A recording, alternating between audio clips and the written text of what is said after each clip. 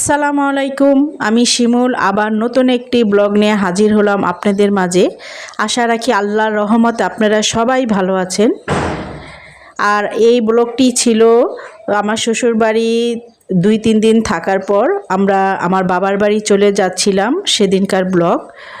আর আমার বাবার বাড়ি কিন্তু বরিশাল শহরের ভিতর, আর আমার শ্বশুরবাড়ি হচ্ছে বরিশাল মুলাদি।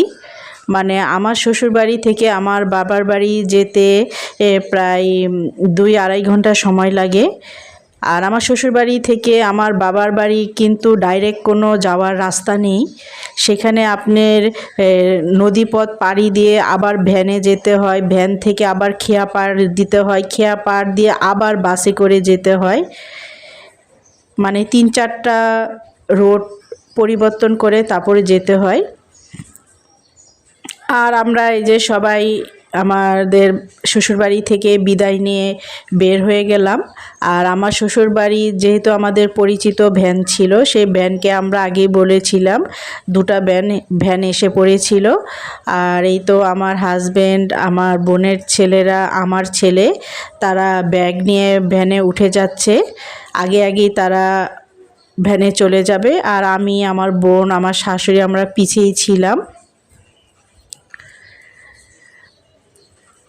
আর এটি হচ্ছে আমার শ্বশুর বাড়ি। এই যে দেখতে পাচ্ছেন, এটা আমার শ্বশুরের ঘর। এই যে সামনে উঠান। আমার শ্বশুর বাড়ি কিন্তু দেখতে খুবই সুন্দর। পাকা বাড়ি না থাক, টিনের বাড়ি বা বেড়ার বাড়ি বলুন, গ্রাম দেশে কিন্তু আমার পাকা বাড়ি থেকে টিনের বাড়ি বা বেড়ার বাড়ি বা মাটির বাড়ি দেখতে আমার বেশি ভালো লাগে। আর এই তো আমার শাশুড়ি আমাদেরকে আগিয়ে দিতে এসেছিল। আর আমরা এই যে ভ্যানে উঠে তারপরে যে নদী পার হচ্ছি, এই নদীটা তো আপনাদের আগের ভিডিওতে দেখিয়েছিলাম। এই নদী পার হয়েই তারপরে আরেকটি ভ্যানে করে আমাদের যেতে হবে।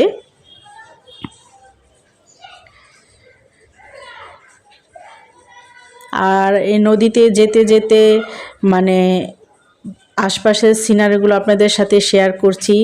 দেখছিলাম অনেক বাচ্চারা খেলা করছে, কেউ গোসল করছে, কেউ মাছ ধরছে। মানে খুব অপরূপ দৃশ্য।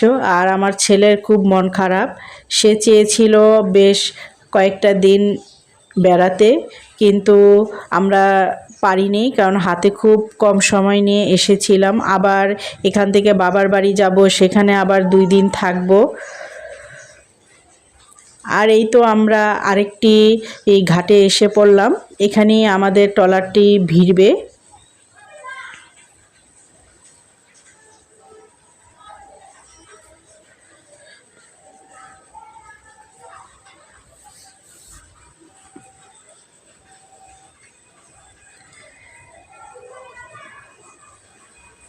আর আমরা এই যে ঘাটে নেমে যাচ্ছি।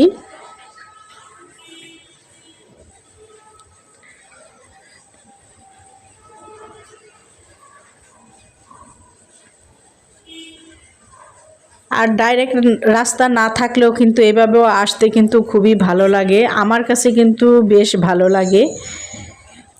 আর এই তো আমরা ঘাটে এসে আবার ভ্যান নিয়েছিলাম। এখানেও আমরা 2টি ভ্যান নিয়েছিলাম। আগের ভ্যানে আমরা উঠেছিলাম, আর পিছনের ভ্যানে ছিল আমার হাজব্যান্ড আর আমার ছেলে। আর ভ্যানে করে এসে এই যে আপনারা দেখতে পাচ্ছেন, এগুলো কিন্তু খেয়া নৌকা বলে। ওই যে দূরে দেখা যাচ্ছে সিঁড়ির মতন ঘাট, আমরা ওইখানেই যাব। ওইখানে কিন্তু 1 মিনিটের সময় লাগে খেয়া দিয়া পার হতে। আর ওই জায়গাটির নাম হচ্ছে গৌর নদী। আর বরিশাল যারা চেনেন তারা অবশ্যই গৌর নদীর নাম শুনে থাকবেন। আর গৌর নদীর দই কিন্তু খুবই বিখ্যাত। আর বাবার বাড়ি যেহেতু যাচ্ছি গৌর নদী হয়ে, তাই গৌর নদীর দই নিব না সেটা তো আর হতে পারে না। তাই আমরা সেখান থেকে গৌর নদীর দইও নিয়েছিলাম, আবার খেয়েও ছিলাম, আর কিছু ফল নিচ্ছিলাম যাওয়ার সময়। আর এই যে দেখতে পাচ্ছেন শচীন ঘোষ, এটি গৌর নদীর এই দোকানটি খুব নামকরা। এখানে দই মিষ্টি সব কিছুই খুবই মজা। আর এই তো আমাদের বাবার বাড়ি এসে পড়লাম। এই যে এসে ছেলেরা ফ্রেশ হয়ে খাওয়া দাওয়া করে তারা রুমের ভিতরে একটু রেস্ট নিচ্ছে। আর আমার বাবার বাড়ির এই রুমটা আপনাদের মানে বাড়িটা আপনাদের কিছুটা দেখাচ্ছি, সম্পূর্ণটা সেভাবে আমি ভালোভাবে ভিডিও করতে পারিনি। কারণ আমি যখন গ্রাম দেশে আসি তখন আমার ভিডিও করতে ভালো লাগে না। আমার মনে হয় আমি যতক্ষণ থাকবো ততক্ষণ প্রকৃতির মাঝে নিজেকে মানে উজাড় করে দিব, তাদের সাথে আমার সময় কাটাবো। তখন আমার ভিডিও করতেও ভালো লাগে না, কাজও করতে ভালো লাগে না। মনে হয় সারাদিন আমি একটু বাইরে বাইরে থাকি, পুকুরের পাশে থাকি, গাছপালার নিচে থাকি। আমি যতক্ষণ বাড়িতে থাকি ততক্ষণই কিন্তু আমি বাইরে হাঁটাহাঁটি করতে থাকি। আর এটি হচ্ছে আমাদের বাড়ির চারপাশের গাছপালা। সম্পূর্ণ তো আর দেখানো যায় না, অনেক বড় জায়গা, তাই কিছু অংশ আপনাদের সাথে শেয়ার করছি। আর এটি হচ্ছে আমাদের রান্নাঘরের পিছনের সাইড। এখানে আমিও কিছু ফলের গাছ লাগিয়েছি। আর এখানে আমার ফুপি সে কিছু সবজি গাছ লাগিয়েছিল। আর এটি হচ্ছে আমাদের বাড়ির একবারে পিছনের সাইডের জায়গা।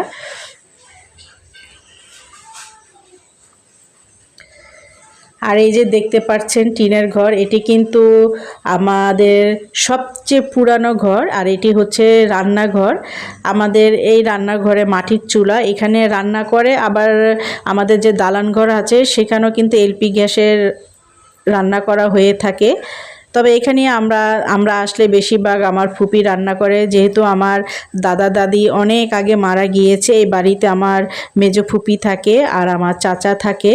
আর এই যে এটি হচ্ছে আমার মেজো চাচার মেয়ে। আর ওই যে পেস্ট কালার বাড়িটি দেখতে পাচ্ছেন, এটি কিন্তু আমার মেজো চাচার বাড়ি। আর এই যে সামনের বাড়িটা দেখতে পাচ্ছেন, এটা হচ্ছে আমাদের বাড়ি। আর এই যে সামনের রাস্তাটা দেখতে পাচ্ছেন, এটি হচ্ছে আমাদের বাড়ির ঢোকার মেন রাস্তা। আর আমাদের বাড়ির সবচেয়ে সুন্দর যে জায়গাটাই সেটা হচ্ছে পুকুর। এই পুকুরটা মানে দেখতে এত ভালো লাগে, আমি যতক্ষণ থাকি ততক্ষণ এই পুকুরের পাশে চেয়ার নিয়ে বসে থাকি। আর আমি কিন্তু সাঁতার জানি না, সাঁতার না জানলেও কিন্তু আমি এখানে আসলে পুকুরে মানে কাছাকাছি একটু নেমে শরীর মানে গোসল করার জন্য খুব ব্যস্ত হয়ে যাই। সাঁতার না জানলেও আমি গাছের শিকড় ধরে সাঁতার কাটতে থাকি। আর সাঁতার জানলে তো কি করতাম আমি নিজেও জানি না। এই যে দেখতে পাচ্ছেন আমাদের বাড়ির পুকুরটা খুবই সুন্দর দেখতে, খুবই মিস করি এই পুকুরটা। আর আল্লাহর রহমতে এবার বাড়িতে গেলে আমরা যাব, বেশ কয়েকদিনের ভিতরে আমি আমার বোন আমরা আবার বাড়িতে যাব। তখন আমাদের বাড়ির সম্পূর্ণ ভিডিও আপনাদের সাথে শেয়ার করব ইনশাল্লাহ। আর এই যে আমার বোন আমরা সবাই এই কাউন্টারে এসে বসে আছি। বাবার বাড়িও দেখতে দেখতে 2 দিন চলে গিয়েছিল। আর বাচ্চাদের তখন আমাদের রেজাল্ট দেওয়ার সময় ছিল, তাই আমরা তাড়াহুড়া করে আবার ঢাকার পথে রওনা দিয়েছিলাম। আর আমরা উঠেছিলাম শ্যামলী বাসে। আর এই যে যাওয়ার পথে জায়গাটা দেখতে পাচ্ছেন, এটি কিন্তু বরিশাল ক্যাডেট কলেজ। আর বরিশালের রাস্তাগুলো কিন্তু খুবই সুন্দর, বিশেষ করে পদ্মা সেতু হওয়ার পর বরিশাল রুটের রাস্তাগুলো খুবই সুন্দর হয়েছে, মানে দেখলে চোখ জুড়িয়ে যায়।